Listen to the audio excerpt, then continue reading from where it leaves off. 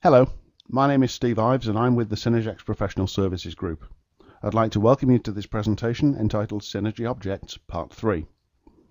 This presentation, which is the last in a series of 3, is geared towards Synergy developers who wish to begin learning about object-oriented programming in Synergy, or towards developers who have experience developing with another OO language and want to learn how to use the OO techniques that they're already familiar with in Synergy language.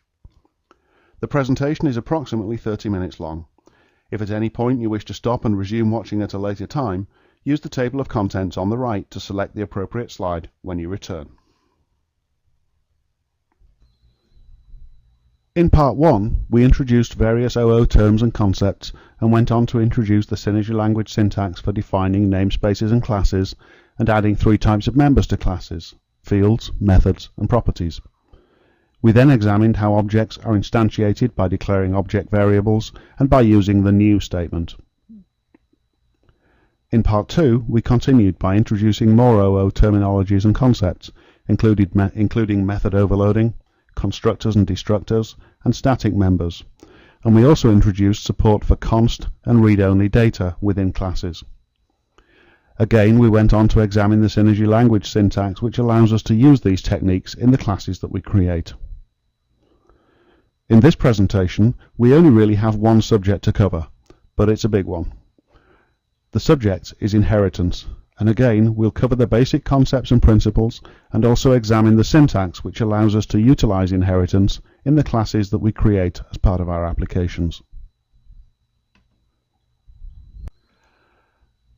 So, what is inheritance all about? Well, in a nutshell, inheritance is a way of defining a new class by extending another similar class. When I say extending, what I mean is that the new class starts off with all of the attributes and members of the original class, and then some of those attributes and behaviors can be modified, and new ones can be added. When working with inheritance, we refer to the original class as a parent class, and we refer to the new class as a child class, or sometimes a derived class, because the class is derived from another.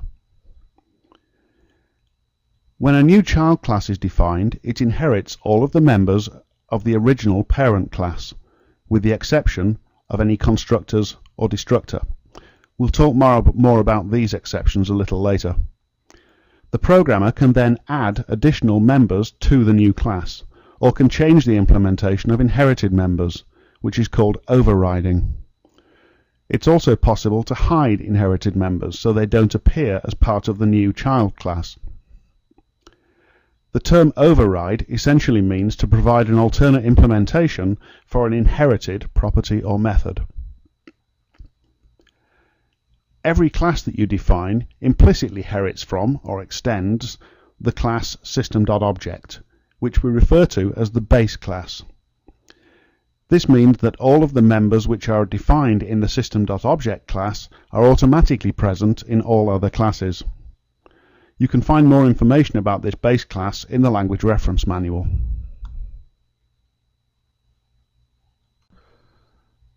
One of the biggest challenges facing OO developers is to know when to use inheritance. The simplest way I can try to explain how to approach this question is to suggest that you look for logical relationships between the classes that you create. Look for common attributes and behaviors, and use the ISA test. If it's possible to describe an object using the words ISA, then it's likely that in terms of defining classes to represent that object, an inheritance solution is probably appropriate. For example, let's look at how this might work with a few people objects. In applications, we deal with different categories of people: customers, employees, delivery drivers. All of these people have certain things in common. They all have a name, a home address, and a phone number.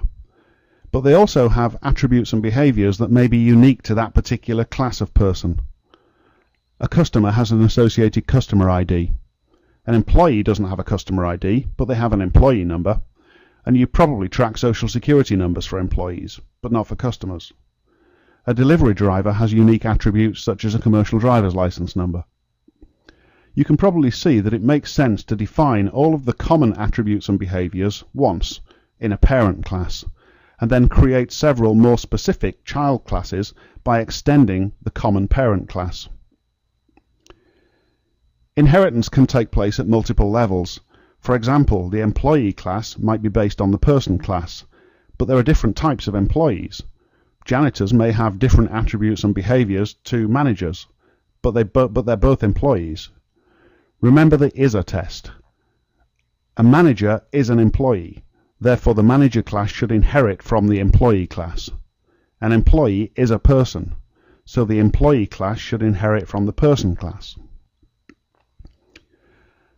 When a child class extends a parent class, it inherits all of its attributes and behaviors, including those that the parent class may itself have inherited from somewhere else.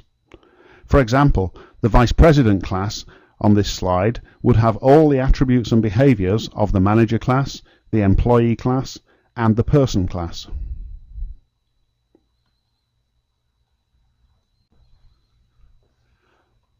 On this slide, we can see how inheritance works in a slightly more graphical way. As you can see, the organization parent class has 4 attributes and 2 behaviors. The customer class, which extends the organization class, has 8 attributes, the 4 which were inherited from the parent class, and 4 more that were added in the customer class. Similarly, it has 5 behaviors, again 2 that have been inherited and 3 that have then been added to that class. The supplier class also inherits the same attributes and behaviors from the organization class, but adds a different set of attributes and behaviors locally. For example, both of the child classes inherit the name attribute from the parent class, but the customer class adds a customer account number attribute, where the supplier class adds a supplier code attribute.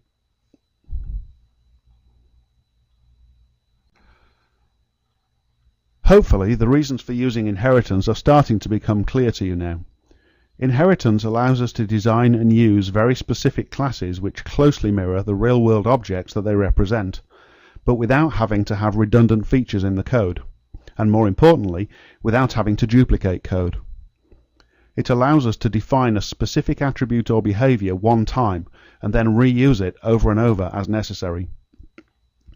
Inheritance, when correctly used, makes code much simpler, removes duplication, and results in code which is much more maintainable.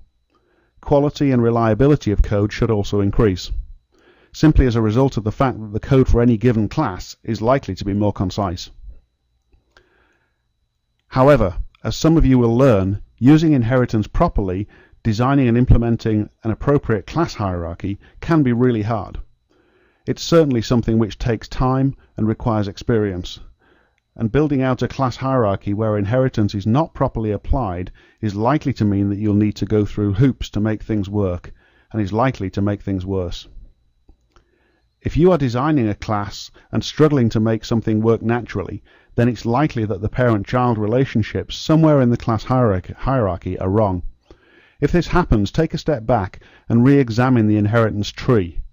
Remember the ISA test, and if you find that X is not really a Y, then X should not be inheriting from Y. If X is kind of like a Y, that's not good enough. It needs to be one.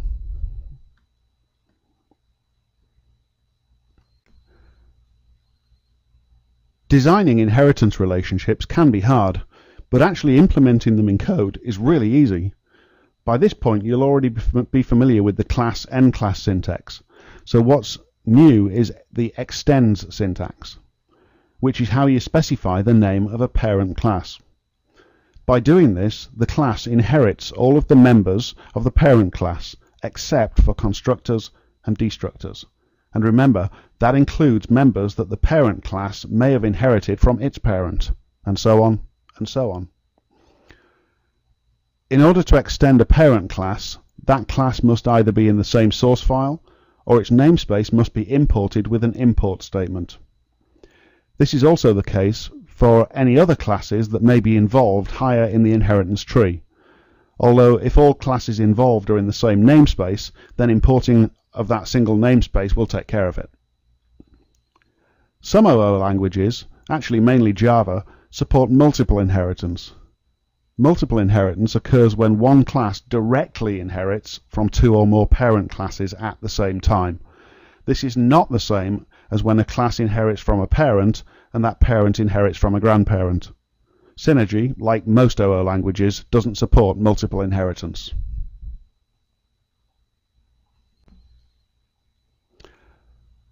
So, here's an example of inheritance taking place. This source code defines a class called customer, which extends or inherits from the class organization. Notice that the customer class is part of the mycompany.ar namespace, and that we have an import for the mycompany namespace. We can probably read into this that the organization class is part of the mycompany namespace. Although the customer class on this slide doesn't have any members defined, when compiled it will contain all of the members that are defined in its parent class, organization, including any that it may have inherited from other classes, all the way back to system.object.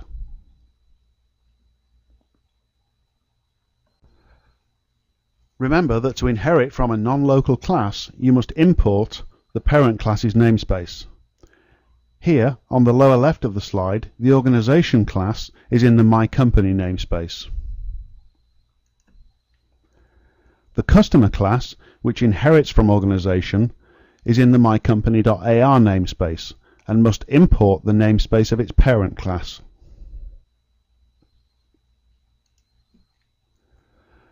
On the lower right of the slide, the program which uses the customer class must import both the namespace of the class being directly used and any namespaces to which any of its ancestors belong.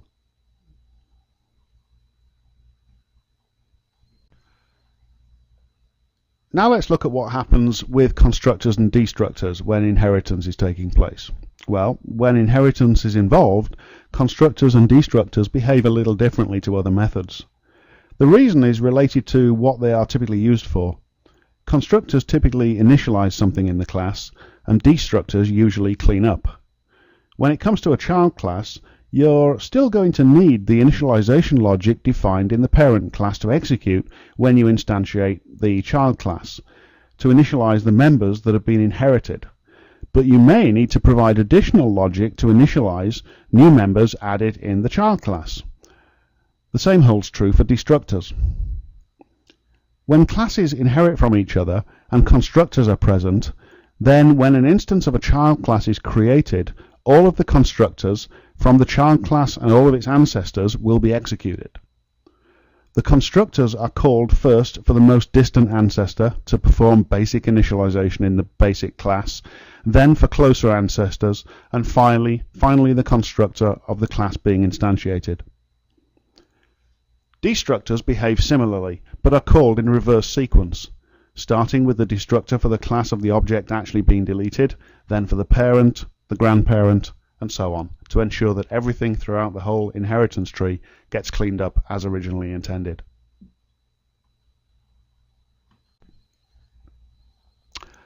I hesitate in some ways to mention this at this point because this is definitely an advanced subject, but it is relevant to what we're talking about here. This slide shows part of the code for a constructor in the employee class. The method has two parameters, a_firstname and a_lastname. The next line of code, shown in bold, is something that's called a Constructor Initializer. An optional Constructor Initializer can immediately follow the parameters in a constructor method.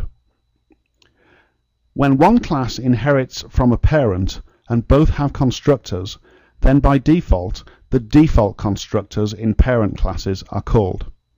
The default constructor being the implicit one provided by the compiler, or an explicit parameterless constructor that you have defined in one of the classes. If your classes have multiple overloaded constructors, then it's often the case that when a particular constructor is used to initiate a child class, it's desirable for a constructor other than the default one to execute in a parent class. And this is what the Constructor Initializer specifies. Essentially it says, when this constructor is used in this class, don't execute the default constructor in the parent class, execute the one which has this signature. In this case, the constructor which accepts 2 alpha arguments.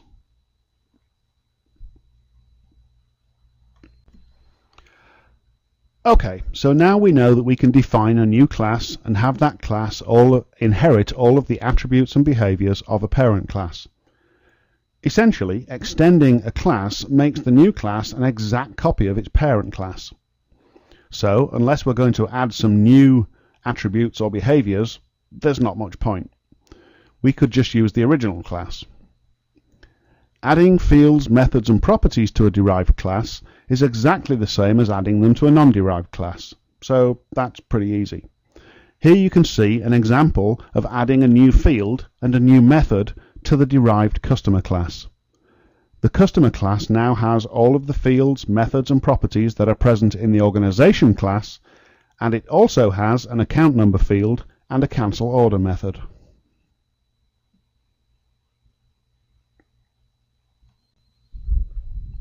Adding new members to a derived class is very useful, but what if we need to change the implementation of something that we've inherited from a parent class? For example, a derived class may have inherited a method from a parent, and that method is still required, but we need it to do something different in the derived class. Maybe it needs to augment what happens in the method in the parent class, or maybe it needs to do something completely different. Well, that's where overriding comes in. Overriding means that a child class provides an alternate implementation for an inherited member. Methods and properties may be overridden, fields may not. They don't have an implementation as such, they're just a piece of data. Child classes can't just override anything they want to, though. The parent class has to say it's okay to override this member, and they do this by declaring the member with the virtual modifier. Virtual means may be overridden. As a side note, abstract and override members can also be overridden, but we'll get to that a little bit later. In order for a derived class to override a parent class's virtual member, the member is redeclared using the override modifier. Override means overrides an inherited virtual. Let's look at an example.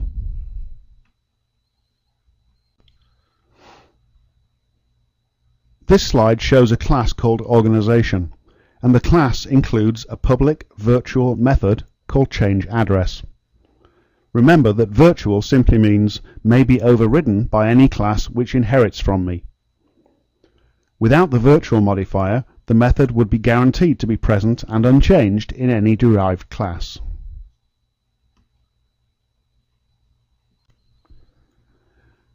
This slide shows a class called Customer.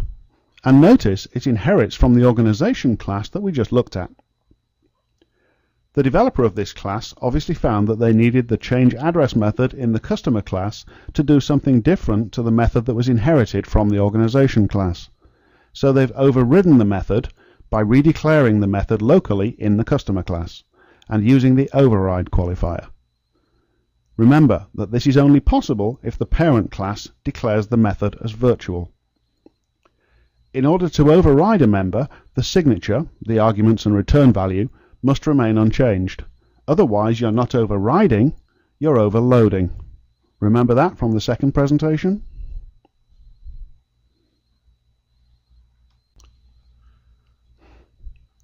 If you are overriding a member in order to augment the processing which takes place in the inherited member, in other words, the functionality of the inherited member is still applicable, but you need to do additional processing, then a useful technique is to have the ability to execute the original member from the new override member. This can be achieved using the special parent keyword, which allows you to directly refer to a member in your parent class. In this example, you can see that the override method changeAddress first executes the original method from the parent class, and then could contain additional code to perform additional processing when used in the current class.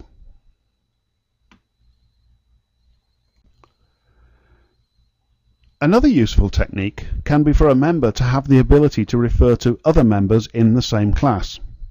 For example, imagine that a particular class includes several overload methods, and that all of those overload methods require a base set of functionality and then some variation on the theme.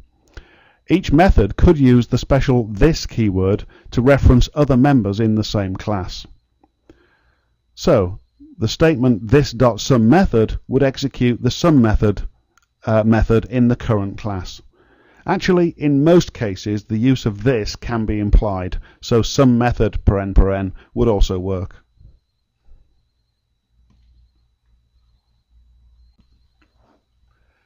As inheritance trees become deeper and more complex, you may come across a situation where, up to a point, it's valid for a member to be overridden, but once you get to a certain child class, you want to guarantee that that member may not be any further overridden in subsequent derived classes.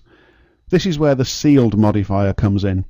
Sealed essentially says may not be overridden any further. Sealed is only used in conjunction with override.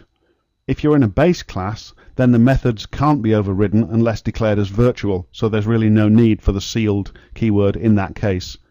Sealed is used to terminate the permission to override a member. Sealed turns off virtual or override specifications.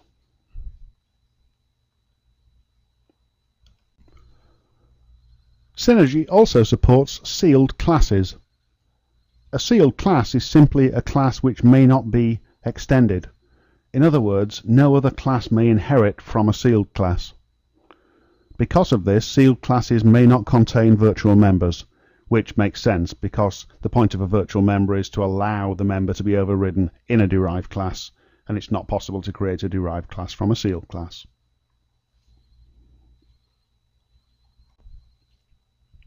It's also possible to declare methods as unique. A unique method may not be overloaded. In other words, there can only be one method of that name in the class. It may not be overridden.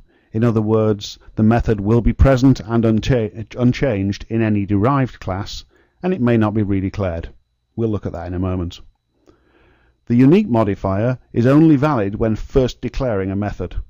In other words, a virtual method may not be turned into a unique method in a derived class.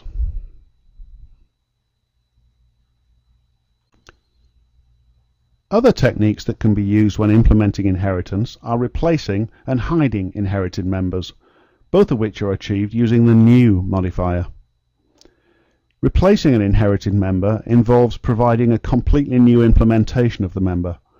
This would be done, for example, if the member in a derived class had the same name as an inherited member, but the functionality of the member doesn't really extend or enhance the existing functionality. In other words, where it needs to be replaced with an entirely different implementation.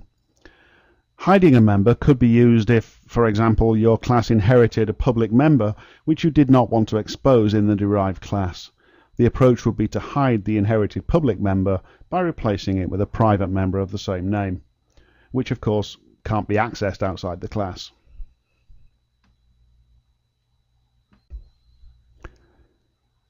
This slide shows an example of a class which inherits a public field, but then hides the field by replacing it with a private field. Notice the use of the new modifier in the derived class. This technique is not commonly used. In fact, if you do find a situation where this technique appears to be necessary, then again, you might want to review your inheritance tree to make sure that what you're doing makes sense. As discussed previously, go back to the ISA test and review your parent-child relationships. If it's necessary to hide or replace inherited members in this way, then there's a fairly good chance that your derived class is not really a child of the parent class. In most cases, if it is then the inherited members should be relevant. Inheritance also has an impact on the way that object variables can be defined and used, and again it's related to the ISA test. If you declare an object variable of any given type, then that object variable can also be used to reference objects of any class derived from that type. This is because of the ISA rule of inheritance. The child class is an instance of the parent class. For example, if an object variable is declared as type person, then that object variable can also be used to reference objects of type employee, because every employee is a person. However, the converse is not true. An object variable of type employee cannot be used to reference an object of type person, because every person is not necessarily an employee.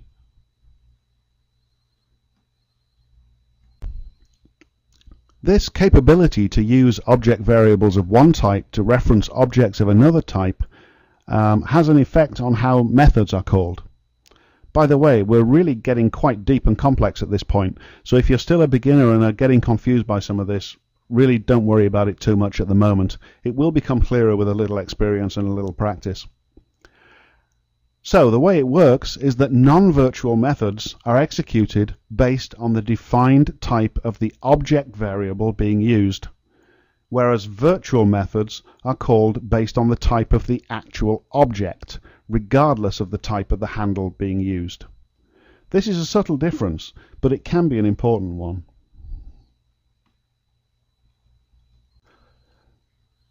If you need to override these default behaviors of how methods are called, then casting can be used. Casting is a mechanism which allows a programmer to temporarily alter the defined type of an object variable. This would allow you to, for example, alter how virtual methods are called, access the members in a weakly typed object variable, and even gain access to some hidden functionality in parent classes. The technique of casting is achieved by prefixing an object variable with the name of a class in parentheses, as shown towards the top of this slide.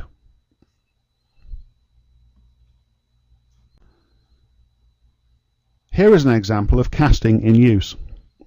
As you can see on the left of the slide, child class hides the inherited method by providing a new implementation. In the program on the right, an instance of child class is created and the method is called, resulting in a call to the new method defined in child class. However, in the second method call, the object is cast to the type of parent class, which allows access to the object as if it were an instance of that class, resulting in the method in the parent class being executed.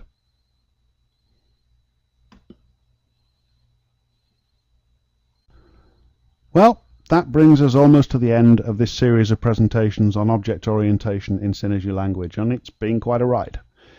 We've not yet covered the entire support for OO development in Synergy, but we've certainly covered the major areas that most OO programmers would use during the course of a normal development project. There are certainly more OO features and capabilities to learn about, but for now, we're done. Before I close, I want to make a few general comments about object-oriented development, because I feel that it's important that those starting out down an OO path for the first time do so with realistic objectives and expectations. The first comment that I would like to make is that most people agree that successful programming in any object-oriented environment is largely a function of good design. Designing a class hierarchy correctly can be a difficult task, and is certainly a task which requires a considerable amount of effort and a considerable amount of experience.